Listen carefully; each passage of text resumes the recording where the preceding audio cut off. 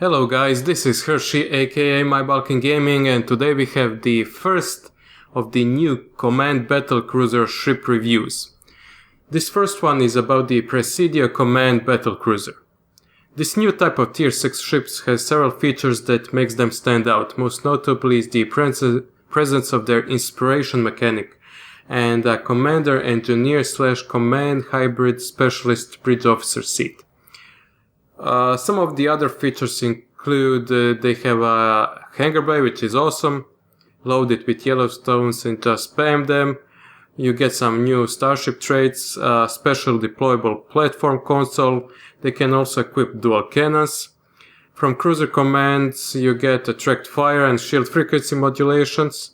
And for Romulans you get 40 base power for all subsystems, plasma shockwave, quantum absorption, warp shadows, singularity jump, and singularity overcharge.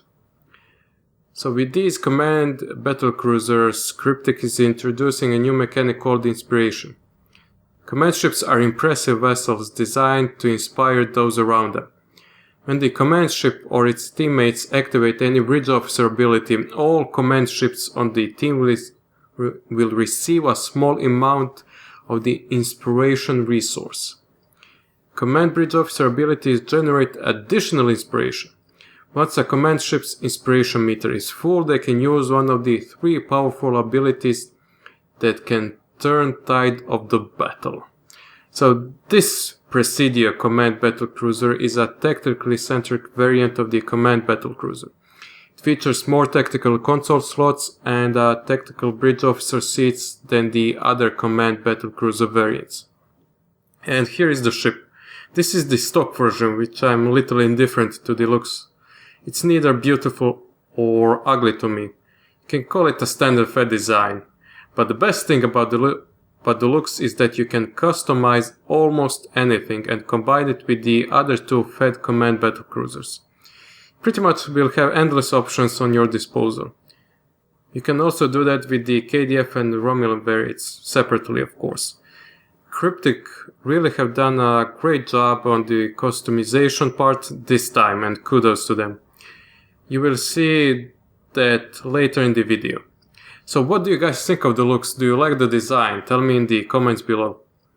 So most important thing, where can you get this ship or ships? They are available in the C-Store. They have 3 variants per faction and are also available in 3 ways. Individually for 3,000 Zen each, in faction bundles of all 3 variants at a discount for 6,000 Zen each, and in a super bundle that includes all 3 variants for all 3 factions at a huge discount for 12,000 Zen, which is quite a lot. But captains who purchase single ships will be unable to purchase bundles containing that ship, which is not a really good decision, but okay. If you want more than one ship, your best bet is to go with one of the bundles, of course. I bought the Fed bundle for 6,000 Zen. We'll probably get one of the Romulan ships later on because they really look awesome. But let's go regarding this ship. So it can be played by all factions. Sorry, not all factions. It can be played by only Federation. You must be at least level 50 to fly it. So Vice Admiral. So let's now talk about some stats of the ship. Base stats are for hull 47,437 at level 50, 55,000 at level 60. Shield modifier is 1.115. Wow, that's a really specific number. You get a crew of 750. The Presidio Command Battlecruiser has 8 weapon slots. There are 4 in front and 4 at the back, so a standard cruiser combination. Device slots are 4. Base turn rate for this ship is 8 degrees, so it's not a brick, but falls a little short of the eclipse that this Command Battlecruiser will replace on this character. You also get plus 10 weapons power and plus 10 engine power. From the new inspiration abilities, you get 3 of them. Turn the Tide, Against All Odds, and Battle Preparation, which are actually very useful in combat. In my opinion, they are better than the intel powers. From Cruiser Command, as I already said, you get shield frequency modulation and attract fire. For the Starship Mastery package for Battlecruisers, you get absorptive plating, enhanced weapon banks, enhanced plating, armored hull, and a new Starship trait, all hands on deck. After reaching level 5 in your Presidio command Battlecruiser, you will unlock all hands on deck Starship trait. While this trait is slotted, activating a tactical or command bridge officer ability will reduce the recharge time of the science bridge officer and captain abilities. This may only occur once every few seconds. So it's actually a very nice trait, and in combination with the inspiration mechanic and the Ox to Bat build I'm using on this ship, it will be quite deadly. You also get a new universal console called Defense Platform.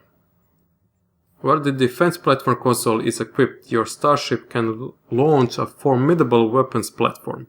This platform will be deployed at your current position and will fire beam arrays at nearby enemies. Additionally, it will deploy a large number of mines in the vicinity. Once these mines are detonated, they will be replaced after a short time. Equipping this console also provides a moderate boost to projectile damage. So actually quite a nice console. Just fly to the enemy group, release it and fly away. While they are being busy with the platform, you just kill them off. Unfortunately, I don't use torpedoes, but if you guys do, it would be even more useful to you. So these are the first sea store ships that have 11 console slots. There are 4 tactical consoles. You also get 4 engineering ones and 3 science console slots. So do you guys remember when we were bitching when we are going to get fleet versions of the Delta Rising ships? Well, I'm not surprised on this scenario, because there you would just spend an upgrade token to get a fleet version, not especially expensive, 700 Zen or around 10 million EC. But now we find out we are not getting those fleet versions in this update, rather we are getting a new class of ships that already have 11 consoles, but you need to spend 3,000 or 6,000 or even 12,000 Zen to get it. A real shocker they have chosen this path. Very smart move for crypting, but a bad one for the player base. What do you guys think of this decision? Tell me in the comments below. So for the buff layout, you get 1 Lieutenant Commander Tactical, which is really good. 1 Lieutenant Engineering, 1 Commander Engineering / Command, 1 Lieutenant Science / Command, and 1 Lieutenant Universal. So I'm really glad these command battlecruisers have different buff layouts from one another. With that Lieutenant Tactical, Commander Tech, you can actually do some damage. Also, there we have those command abilities. A little gimmicky to me, but maybe you guys think differently. But as you all know, they are more team-oriented, which is actually a good thing. As you can see, I'm using this ship on my Federation Tactical Officer, on this character which is level 60. I really need to get some upgraded gear, but when you have 18 characters and a life, there is no time to do them all, unfortunately, but there is no hurry. My choice of weapons are Polaron beam rays with the cutting beam, as I'm not a fan of torpedoes.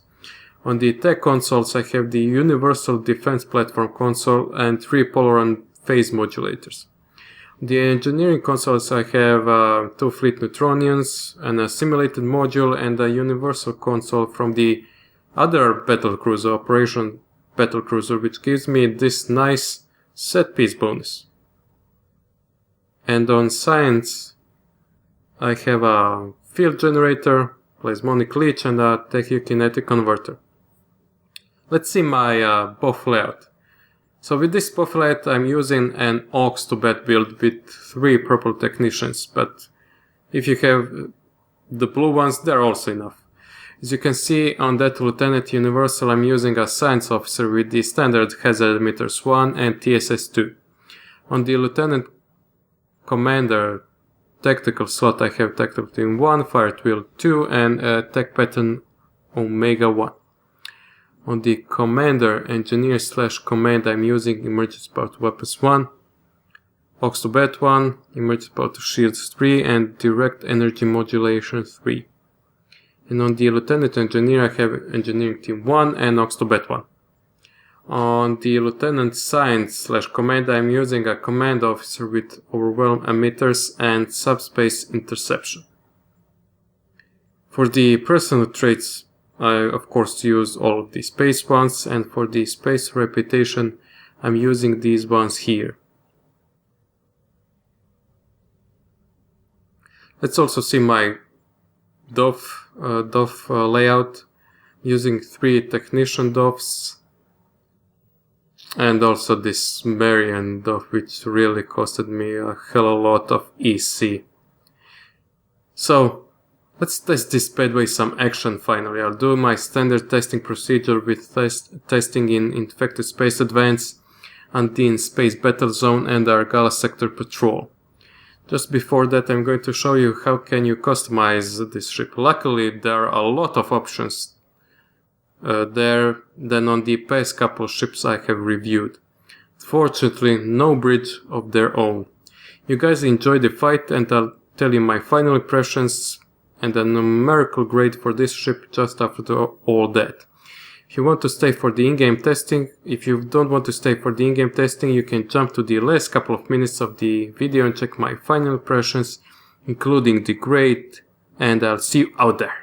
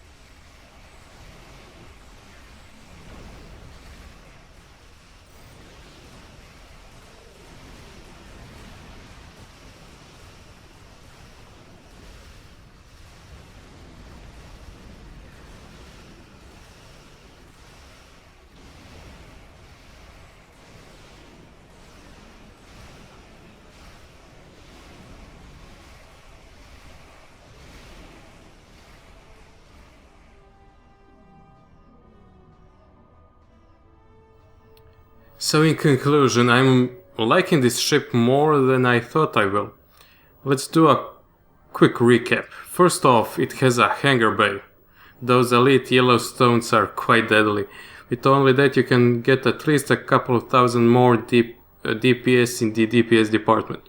Also, there is that inspiration mechanic which is really effective. In my opinion, better than the ETL powers. The customization on these command battlecruisers is just awesome. There is also a nice and useful starship trait and a universal console. And don't get me started on those set piece bonuses if you get rest of the battlecruisers. And finally it has 11 console slots, equal to the new logbox ships, but one more than all of the Delta Rising ships. So this ship is really well rounded. And I can't really put any negatives except it doesn't have its own custom bridge, but I can live without that. For the Presidio class command battlecruiser, my final verdict is 9 out of 10. Guys, what do you think of my verdict and what do you think of this ship? Tell me in the comments below. Oh, did I mention vessels in this review? I think I did. But if I didn't, say nuclear vessels. This is all for today. Be sure to comment and subscribe and I'll see you next time. Hey guys, thank you for watching. Be sure to like and share this video. Follow me on these social sites and don't forget to hit that subscribe button.